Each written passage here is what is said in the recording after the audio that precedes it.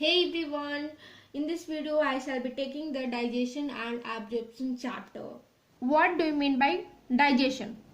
आप लोग डाइजेशन से क्या समझते हो वो कमेंट बॉक्स में बताओ पढ़ने से पहले कि what do you mean by digestion.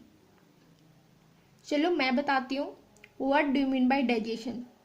Complex food, this is called complex food, जो आपके बॉडी में एब्जॉर्ब नहीं हो सकता आपके गट से, उसे सिंपल एब्जॉर्बेबल फूड में कन्वर्ट करना, दैट इज कॉल्ड डाइजेशन।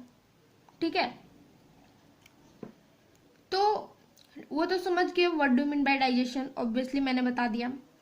तो बताओ, डाइजेशन एक मैकेनिकल एंड बायोकेमिकल प्रोसेस है। तो मैकेनिकल किसे कहेंगे और बायोकेमिकल किसे कहेंगे? तो जैसे माउथ में टीथ है, तो टीथ के हेल्प से कॉम्प्लेक्स फूड को मेस्टिकेट करोगे तो उसको कहते हैं मैकेनिकल प्रोसेस। और बायोकेमिकल उसे कहते हैं जैसे एंजाइम्स के सहारे फूड को तोड़ रहे हो, that is called biochemical process. जैसे कॉम्प्लेक्स फूड जो आप बॉडी में इंटेक करते हो, this is called complex food, और इसे कन्वर्ट करना है सिंपल एब्जॉर्बेबल फूड में। तो कॉम्प्लेक्स फूड जब आप इंटेक करोगे तो उसे क्या करोगे? ऑब्वियसली मैस्टिकेट करोगे। ठीक है, बीच में प्रोसेस होगी मैस्टिकेशन की, मैस्टिकेशन होगी और क्या होगी? चर्निंग होगी। ठीक है, तो चर्निंग कहाँ होती है? स्टोमक में होती है।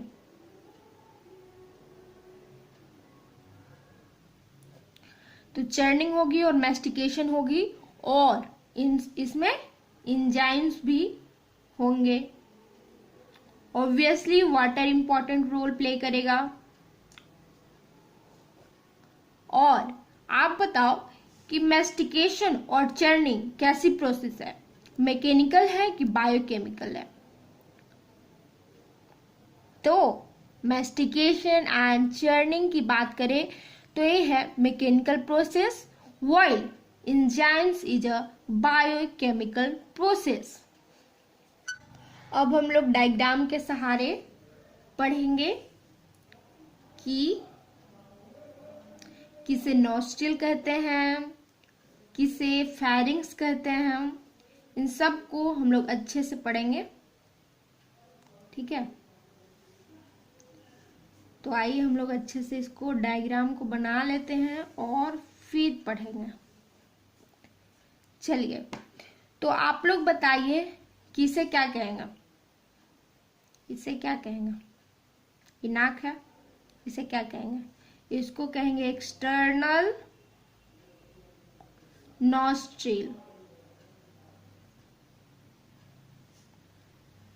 और इसमें है क्या? इसमें टीथ होंगे, और इसमें ये अपर सरफेस होगा जो हार्ड पैलेट होगा, पीछे उभूला होगा, और क्या होगा बताओ? ये हो गई डायग्राम। तो दिस इज कॉल्ड माउथ। ठीक है, इसको माउथ कहेंगे। और this this is called teeth, जिसे आप मैस्टिकेट करोगे। और यहाँ पे बीच में टंग होती है, टंग होती है। उसके बाद और कुछ बच गया? हाँ, यहाँ पे होती है, दिस इज कॉल्ड नेसोफेरिंग्स। इसको क्या कहते हैं? नेसल चैम्बर। और इसको क्या कहेंगे? जो इस साइड है इसको कहेंगे फेरिंग्स। ठीक है, उसके बाद यहाँ पे होती है ग्लॉटिस, और ये यहाँ पे हो जाएगी इसोफेगस। तो इसको कह देंगे इसोफेगस। और ए यहाँ पे रिंग रिंग रिंग रिंग हो गई, दिस इज कॉल्ड ट्रैकिया। और ए जो यहाँ पे हो जाएगी ग्लॉटिस को जो कवर करेगा, this is called epiglottis. This is the basic diagram which I covered here. और इसको क्या कहते हैं, हार्ड पैलेट के पीछे उसे कहते हैं उबुला। ठीक है, तो ये हो गई बेसिक डायग्राम जो आपको समझना बहुत जरूरी है आगे पढ़ने के लिए। तो अब हम लोग पढ़ेंगे ह्यूमन टीथ। अब हम लोग पढ़ेंगे ह्यूमन टीथ। ह्यूमन टीथ, तो ह्यूमन टीथ में जो सबसे व्हाइट वाला सरफेस जो रहता है ना टीथ में, उसको कहते हैं इनेमल। और एक ऐसा ओरिजिन होता है enamel, enamel is ectodermal in origin, ectodermal in origin होता है। और ये किस चीज का बना होता है, ये फॉर्म्ड बाय अमीलोब्लास्ट सेल्स। ठीक है, और सबसे हार्ड सब्सटेंस ऑफ बॉडी है, सबसे हार्डेस्ट पार्ट है। Enamel is hardest substance of body, जो 96% इनऑर्गेनिक सब्सटेंस होता है। ठीक है, इसका फंक्शन क्या होता है, फंक्शन होता है प्रोटेक्शन, ये प्रोटेक्ट करता है हमारे टीथ को। उसके बाद इसके बाद जो होता है, सबसे पहले तो इनेमल होता है टीथ में सबसे अपर पोर्शन, उसके बाद होता है डेंटाइन। तो बताओ डेंटाइन कैसा है, ओरिजिन इसका क्या है, इसका ओरिजिन है मीजोडर्मल। ठीक है, इसका ओरिजिन है मीजोडर्मल इन ओरिजिन है। और ये क्या का बना हुआ है, ये है उस ओडेंटोब्लास्ट सेल्स से बना हुआ, ओडेंटोब्लास्ट सेल्स जो है उससे बना हुआ है। और ये इसे बोनी पार्ट ऑफ टीथ के नाम से भी जानते हैं, बोनी पार्ट ऑफ टीथ। और अब बताओ ये जो दांत है हमारा वो कितना टाइप का होता है, टाइप्स ऑफ टीथ। तो कितना टाइप का होता है टीथ हमारा, मैं बताती हूं। सबसे पहले तो होता है थीकोडोंट, थीकोडोंट हो गया जोड़ना, this is called thecodont teeth. उसके बाद होता है हेट्रोडोंट, हेट्रोडोंट, हेट्रोडोंट हो गया। उसके बाद कौन सा टीथ होता है, उसके बाद होता है डाइफायोडोंट, डाइफायोडोंट टीथ। तो कितना टाइप का हो गया, 3 टाइप का हो गया। हमारा जो टीथ है वो 3 टाइप का है। तो बताओ थीकोडोंट किसको कहेंगे, जो हमारा टीथ है जो सॉकेट में प्रेजेंट होता है उसको कहेंगे थीकोडोंट टीथ। जो हमारा डिफरेंट टाइप्स ऑफ टीथ है, जैसे इंसिजर, कैनाइन, ये सब टीथ होता है ना, तो वो हो गई हेट्रोडोंट टीथ। और डाइफायोडोंट, 2 टाइप्स ऑफ टीथ, मतलब 2 टाइप्स ऑफ टीथ कहने का मतलब हो गया, एक मिल्क टीथ आता है जो हमारा बच्चा में मतलब जो टीथ होता है उसे मिल्क टीथ कहते हैं। और दूसरा होता है परमानेंट टीथ, जो बड़े हो जाते हैं, जैसे आफ्टर 14 इयर्स हो जाता है परमानेंट टीथ, जो टूट जाता है उसके बाद नहीं आ सकता, उसे कहते हैं परमानेंट टीथ। तो यहाँ पे समझ गए कि थिकोडोंट किसको कहते हैं, हेटेरोडोंट किसे कहते हैं और डाइफायोडोंट किसे कहते हैं। एक होता है डेंटल फॉर्मूला। तो इसका डेंटल फॉर्मूला कहने का मतलब है कि इसका फॉर्मूला है 2123 बाई 2123।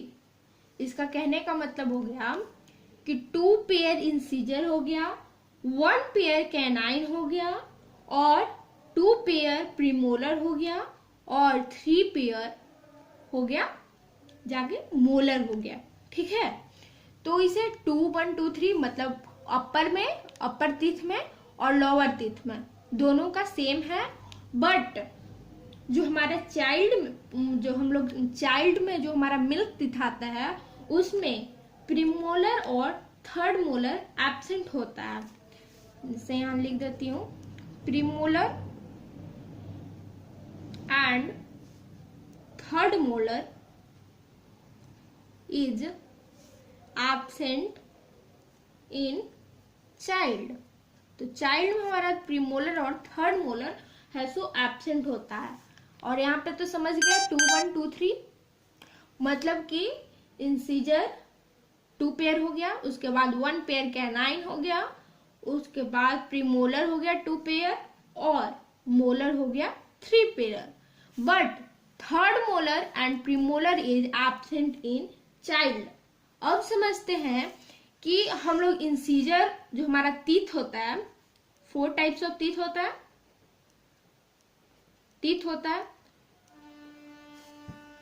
4 टाइप्स ऑफ टीथ होता है। तो इसमें सबसे पहले इंसीजर देखेंगे, उसके बाद कैनाइन देखेंगे, उसके बाद प्रीमोलर और लास्ट में मोलर देखेंगे। तो इंसीजर यूज में क्या करते हैं, इसको इंसीजर को यूज करते हैं कटिंग के लिए और कैनाइन को यूज करते हैं टीयरिंग के लिए मतलब फाड़ने के लिए और प्रीमोलर की यूज करते हैं ग्राइंडिंग के लिए। ठीक है, और मोलर को भी यूज करते हैं ग्राइंडिंग के लिए। ठीक है, तो ये जो होता है और cutting and tearing is one root. यहाँ पे इमेज बना देती हूँ। वन रूट कहने का मतलब है, देखो this is called one root and यहाँ पे ग्राइंडिंग हो गया, ये अपर जा में होगा और लोअर जो में होगा।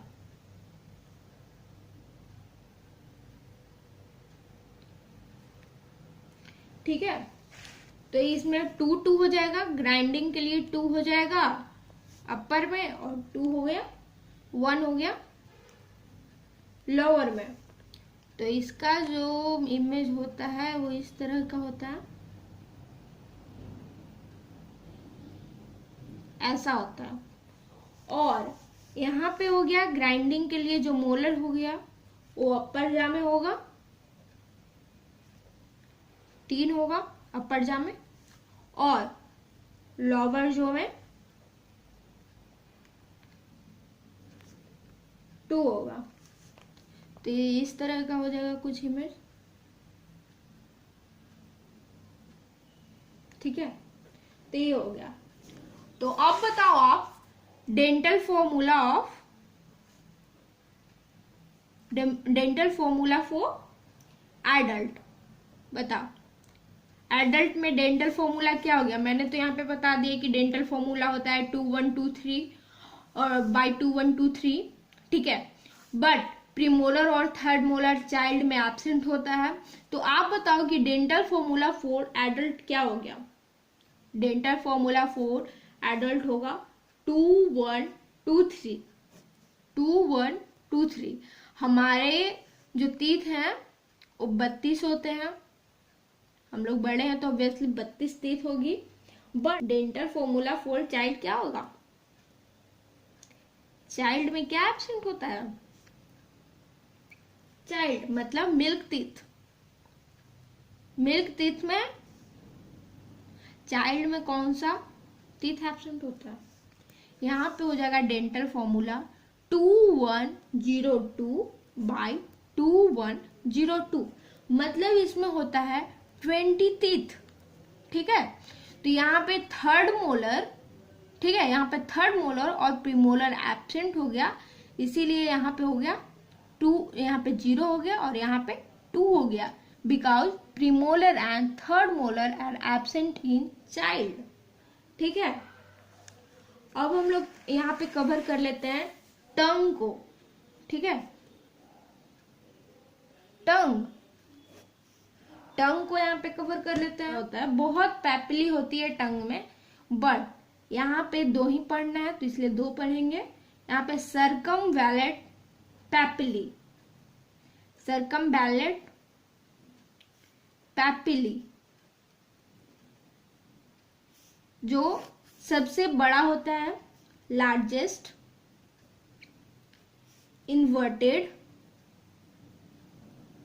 और ये होता है भी शेप का। ठीक है, और ये सबसे ज्यादा टेस्ट बर्ड को बियर करता है, बियर्स मैक्सिमम टेस्ट बर्ड। और फिली दूसरा होता है filiform papillae,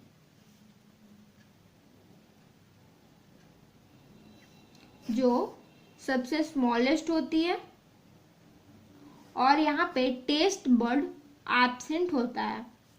test buds are absent in filiform papillae.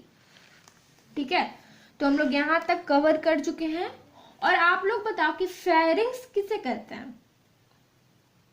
बताओ, फेरिंग्स का काम क्या है?